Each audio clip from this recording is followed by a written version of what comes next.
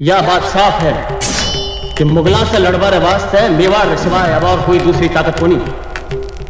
यह लड़ाई तुम्हें जीतनी है हर हालत में। रात्रि काल का समय है।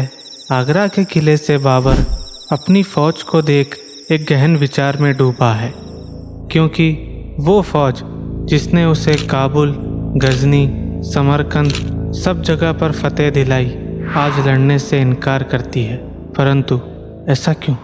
इस कहानी की शुरुआत 21 अप्रैल 1526 को होती है, जब पानीपत के रण क्षेत्र में बाबर ने इब्राहिम लोदी को हराकर दिल्ली के तख्त पर अपना कब्जा कर लिया। परंतु यह बात बाबर अच्छी तरह जानता था कि अगर उसे पूरे हिंदुस्तान पर मुगलिया परचम लहराना है तो उत्तर भारत के उस समय के सबसे महान राजा महाराणा सांगा को पराजित करे बिना यह संभव नहीं था। महाराणा सांगा की वीरता की ख्याति भारत में ही नहीं, आसपास के सभी पड़ोसी राज्य तक फैल चुकी थी। बाबर ने स्वयं अपने संस्मरणों में कई बार महाराणा सांगा की शूरवीरता का वर्णन स्वयं किया है। बाबर लिखता है कि महाराणा सांगा ने अपनी तलवार के दम पर लगभग पूरे राजपूताने को एकजुट कर लिया है और हिंदुस्तान में ऐसा कोई भी राजा नहीं है जो अकेले दम पर महाराणा सांगा को चुनौती दे सके। अब कुछ दिनों तक दिल्ली में रहकर बाबर ने आगरा की तरफ रुख किया। आगरा से थोड़ी ही दूर था बयाना, जो किसी समय दिल्ली सल्तनत के अधीन हुआ करता था। परंतु महाराणा सांगा ने इब्राहिम लोधी को पराजित कर उसे भी मेवाड़ का हिस्सा बना लिया था।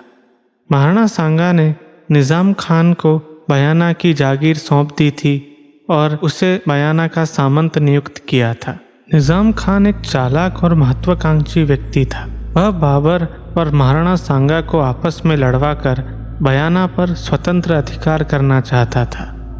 अतः जब बाबर ने उसे भेंट करने का प्रस्ताव भेजा तो उसने उस प्रस्ताव को यह कहकर ठुकरा दिया कि वह महाराणा सांगा का प्रतिनिधि है, और जब महाराणा सांगा ने उसे मिलने बुलाया तो उसने यह कहकर इनकार कर दिया कि बाबर उसे नहीं आने दे रहा है। अतः बयाना पर अपने अधिकार के लिए बाबर ने अपनी सेना भेजी। निज़ाम खान ने उस सेना को पराजित कर बयाना को बाबर के हाथों नहीं लगने दिया, परंतु अपनी सीमा पर असमंजस की स्थिति देख राणा सांगा एक बहुत विशाल सेना लेकर चित्तौड़ से बयाना की ओर निकले।